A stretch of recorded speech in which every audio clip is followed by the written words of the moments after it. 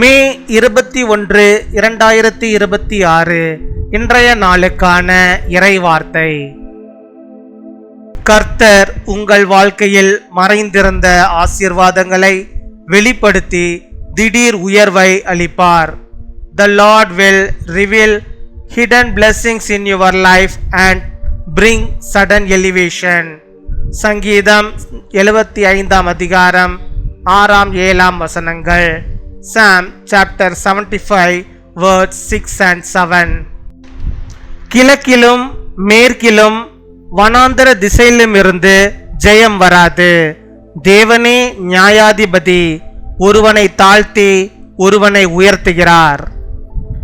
என் அன்பு சகோதர சகோதரிகளே, உங்கள் உயர்வு மனிதர்களிடமிருந்து வருவதில்லை, அது தேவனிடமிருந்தே வருகிறது. நீங்கள் மறைக்கப்பட்டதாக உணர்ந்தாலும் தேவன் உங்களை மறந்து விடவில்லை.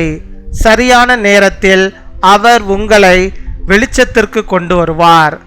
தாவீது மறைக்கப்பட்ட மேய்ப்பனாக இருந்தபோதும் ராஜாவாக அபிஷேகம் செய்யப்பட்டான். மொர்தெகாய் கவனிக்கப்படாதவனாக இருந்தபோதும் உயர்த்தப்பட்டான்.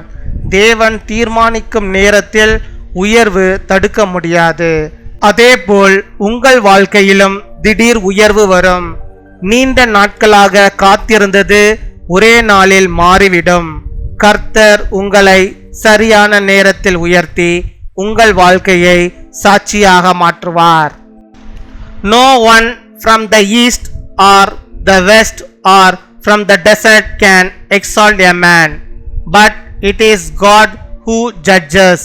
He brings one down, he exalts another.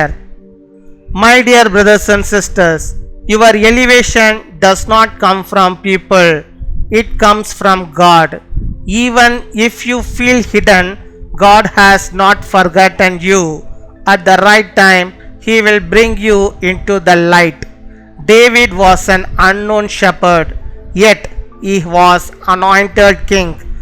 Mordecai was unnoticed, yet he was honored.